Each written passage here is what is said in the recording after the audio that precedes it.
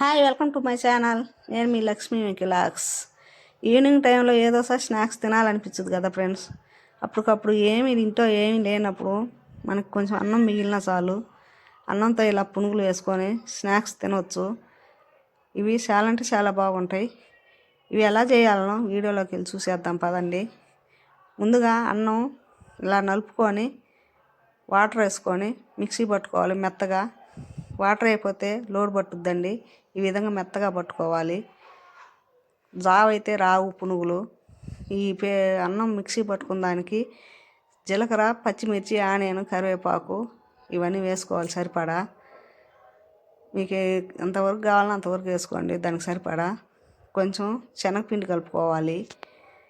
అంతా మిక్స్ అయ్యేలా కలుపుకోవాలి.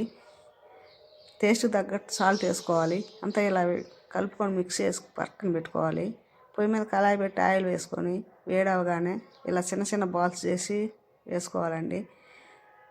ఇలా కలుసుకోవాలి. ఎలా ఉన్నాయండి? చాలా అంటే చాలా బాగా వచ్చినాయి.